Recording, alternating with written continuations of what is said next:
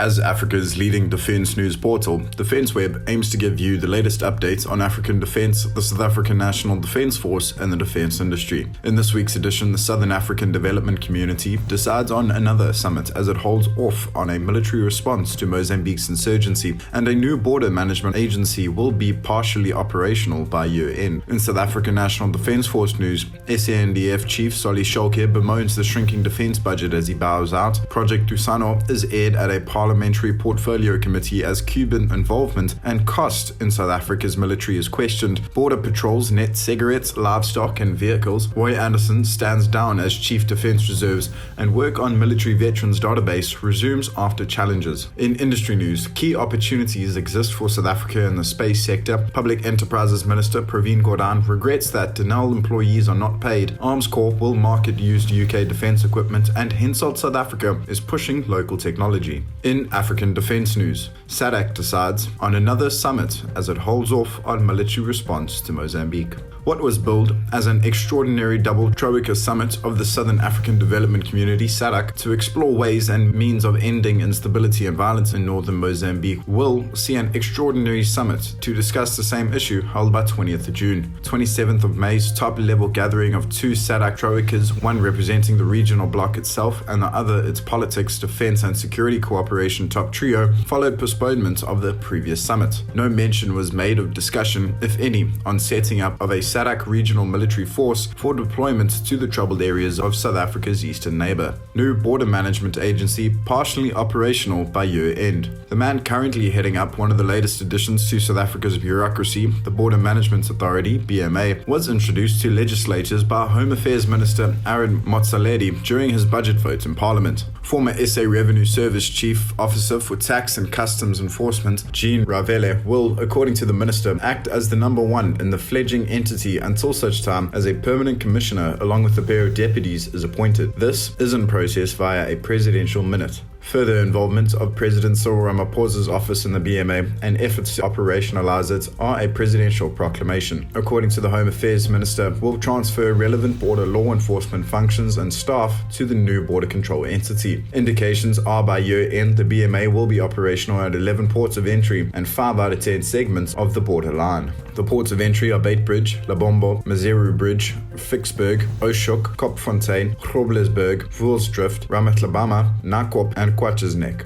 In SANDF news, Shoke bemoans shrinking defence budget as he bows out. Outgoing Chief of the National Defence Force, General Solly Shoke's parting words during a change of command parade in Pretoria on the 28th of May were that the SANDF needs to be better funded to meet threats such as the Mozambican insurgency. After 10 years on the post, Shoke handed over command to the newly appointed Chief, General Rudzani Mapawanya, during a change of command parade in Tabashwane on the 28th of May. The ceremony was attended by President and Commander-in-Chief Ramaphosa and the Defence Minister Nosiviwe Mapisa-Ngakula. Mapawanya officially takes over from the 1st of June. Speaking to the media, Shoke said the continued budget cuts are having a detrimental effect on South Africa's security. The challenge that we are having, which pains me, is the underfunding that we are experiencing, thus affecting our competencies. Because, as you know, sometimes people don't appreciate the relationship between the defence force and the military industry and sovereign capabilities. I'm sure you are aware of what is happening at Denel. That has serious implications for the security of this country and the function of the South African National Defence Force, because if you do not have sovereign capabilities,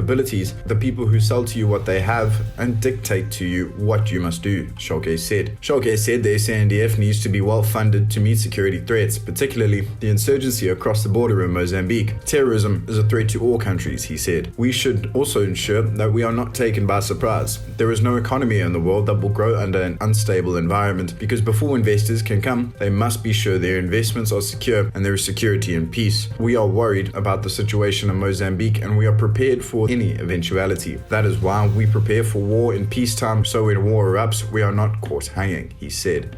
Project Thusano aired at Parliamentary Portfolio Committee. A National Defence Force presentation to the Portfolio Committee on Defence and Military Veterans justifies the ongoing Cuba/South Africa connection as being essential for maintenance and repair of, among others, prime mission equipment for the South African Army. The presentation in late May by Rear Admiral J.G.O.B. Mthethwa notes since 2000, the SANDF, like other state departments, experienced budget cuts due to declining gross domestic product and current economic economic climate. This, he said, impacted force readiness. The outcome was Project Thusano to initially utilize Cuban mechanical skills to make particularly SA Army vehicles and equipment including Olifant main battle tanks, Roycart and Rattel armored vehicles, SA Army Health Service ambulances, as well as Samuel trucks workable and usable. Proper control of spares and maintenance inventory at sites including Walmanstal and Tempe were added to the Cuban workload, as it was maintenance and repair of medical equipment. Skills transfer to empower and enable military technicians, in all probability from all four services, to undertake and complete maintenance and repair work is also part of the Cuba/South Africa Defense Agreement. The junior grade admiral's presentation has it that Cuban expertise was utilized in maintaining and repairing over 13,000 vehicles, with 11,623 currently completed. It further lists 34 Roycat armored vehicles repaired, 84 Olifant Mark I and 7 Mark IIs repaired, with another 51 main battle tanks preserved. The SA Air Force has been on the receiving end of Cuban expertise, with 440 support activities to periodic aircraft maintenance, 129 major repairs, and 94 aircraft operative maintenances, as well as maintenance and preservation, 243 aviation bombs, among the 12 achievements listed by Mtwetwa. Democratic Alliance parliamentarian Cobus Murray reckons in the 7 years Cuban military technicians and mechanics have been in South Africa, they have cost the taxpayer in excess of R1 billion.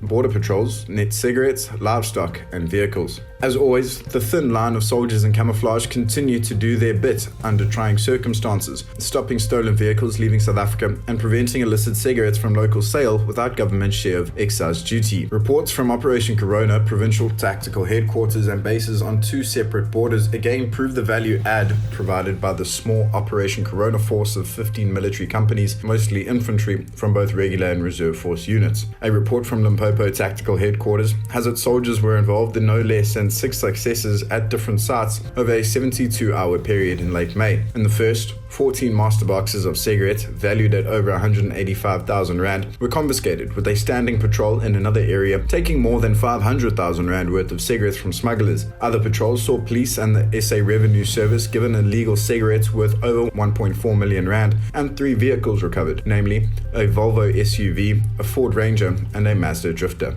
Another patrol came across a bakkie loading cigarettes in Mala village. An attempted escape saw the vehicle crash, and soldiers were able to confiscate 19 master boxes of illicit Remington cigarettes valued at 266,994 rand. No one was apprehended. Several hundred kilometers south, soldiers patrolling the South Africa/Lesotho border in the Eastern Cape assisted the SA Police Service Maluti stock theft unit with the recovery of 25 sheep and 32 cattle valued at 236,000 rand. All livestock was returned to their rightful owners. Andersen steps down as Chief Defence Reserves. The most senior officer in the reserve force components of the National Defence Force, 2-star General Roy Andersen's stepping down was marked in true artillery tradition. He is a gunner through and through, with a farewell shoot at the Salvo Corp Green magazine in Pretoria. All told, the man who first donned the uniform as a national serviceman at what was 4 Airfield Regiment in January 1966 spent 55 years in the South African military. 32 of these were in various posts in the reserve force. A farewell shoot at Salvo Corp was pure artillery tradition,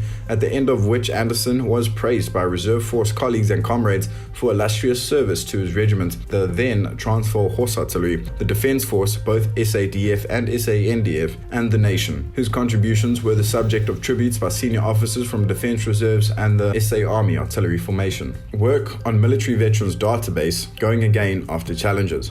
The Department of Military Veterans should be accorded a high priority by government, as the majority of its area of responsibility is seen to be in aiding and assisting veterans of former liberation movements and military wings. A stated intention in being able to fulfill this task is to have an accurate database of veterans, their records and personal information, including age, contact, education levels, and health details, among others. This commitment saw the Department of Military Veterans partner with the State Information Technology Agency, SETA, in June 2017 to develop a credible, secure, and reliable National Military Veterans Database/System, EDMV, to ensure efficient and effective service delivery. 5 months short of 2 years later, the project, a SETA presentation to Parliamentary Portfolio Committee on Defence and Military Veterans showed, was put on hold. Committee members heard it was resuscitated last September with a project kickoff session, allocation of a project team, timeline set, and the scope reaffirmed. Encouraging for those supposed to benefit from National Treasury's allocation to military veterans comes in the form of a CETA confirmation of weekly government meetings to track progress and an aim to deliver critical modules in the current financial year. And in industry news, key opportunities exist for South Africa in the space sector. The South African space sector holds a number of opportunities for local companies, notably small satellite design, manufacture and launch and payload development. This is according to the 2020 Aerospace and Defence Master Plan, which notes a trend towards privatization with the shift from state-funded operations to private sector research and development and operations. The exponential increase in digitization of activities such as online retail, live streaming, the need for big data as decision support and other, led to a clear and ever-increasing demand for satellites and linked onboard technology to serve the ever-increasing demand for access to services, the Master Plan states. The demand, therefore, for the manufacture and launch of constellations of smaller satellites, combined with the ability to download real-time data not available on land, and the ability to connect people across large and inhospitable distances, has increased, and with it, private sector investments in the industry. COVID-19 hastened an already developing trend to the point where the industry has grown far more than originally anticipated and in a much shorter time frame. For South Africa, this means key opportunities lie in small satellite design, manufacture, testing and launch, combined with satellite payloads for data acquisition, and then the download, manipulation, and application of the data. Gordhan says it is regrettable Denel employees are not paid. An apology, if it can be termed that, was forthcoming to Denel employees from Public Enterprises Minister Pravin Gordhan during his budget vote speech in the last week of May. The cabinet member, whose responsibility is the management of South Africa's state-owned enterprises, including the Centurion headquartered defence and technology conglomerate, as well as the beleaguered national carrier SAA and electricity generator Eskom, is on record as saying Denel rates as an example of state capture. Prefacing his comments on Denel in the National Assembly, Gordhan said, "As we all know, Denel is facing financial and operational difficulties," adding it is highly regrettable Denel employees last received full salaries a year ago in May 2020. The current amount owing to employees is approximately 500 million rand, Gordhan told parliamentarians. The board continues to make efforts to secure funding to pay salaries and implement its turnaround strategy to restructure Denel into a more effective organization, he said. Denel's core capabilities will now reside in 2 divisions, engineering and manufacturing and maintenance, as opposed to 5 previously. Armscor to market used UK defence equipment. Proven combat defence equipment and material from the United Kingdom has a new window into Africa thanks to a framework agreement entered into between the UK Defence Equipment Sales Authority, DESA, and the Disposal Solutions component of Armscor. Defence Disposal Solutions is, according to Armscor, a division of the state-owned Defence and Security Acquisition Agency responsible for selling excess and obsolete defence material on behalf of the South African Department of Defence to the best advantage of the state. Stock includes aircraft, spares, vessels, land and or air-based equipment, and ammunition larger than 12.7 millimeters. The UK Ministry of Defence Equipment Sales Authority signed a framework agreement with Armscor to broaden its marketing capabilities and increase brand awareness across Africa, according to a statement from trade organisation ADS, which represents over 1,000 businesses in the UK aerospace, defence, security and space sectors. Armscor's DDS has been active in the sale of surplus and redundant SANDF military-related equipment for more than 20 years. In cooperation with Armscor, DDS now works with DESA to promote sales opportunities of combat-proven UK vehicle capabilities across the African continent. This cooperation creates an opportunity to increase DESA's reach into Africa and the commercial sales sector. DESA is proud to be promoting sales opportunities with DDS of combat-proven UK military capabilities, sharing knowledge and expertise in their respective fields, the statement said. Hensoldt South Africa, pushing local technology. Defence and security electronics company Hensoldt South Africa is providing homegrown technology to the world as it presses ahead with its drive to become the leading defence electronic and security solutions provider in South Africa. Speaking to Defence Web at a recent Hensoldt capability demonstration overlooking the picturesque Simonstown Naval Base, Sihle Maisela, Executive of Strategic Affairs for Hensoldt SA, noted that the strategy of Hensoldt SA was to grow both organically and via acquisitions. Hensoldt South Africa is the corporate brand of South African companies companies within the Hensoldt Group, with each company having its own shareholding structure. With a headcount of approximately 800 local companies and combined revenues in excess of 1.7 billion rand, Hensoldt SA sees significant synergies between the various units, leveraging complementary expertise and integrating products to create new solutions. This includes technologies from other Hensoldt companies internationally. Maisela says that one of the reasons for hosting the capability demonstration was to showcase South African developed technology to the local defense, paramilitary, and civilian security industry.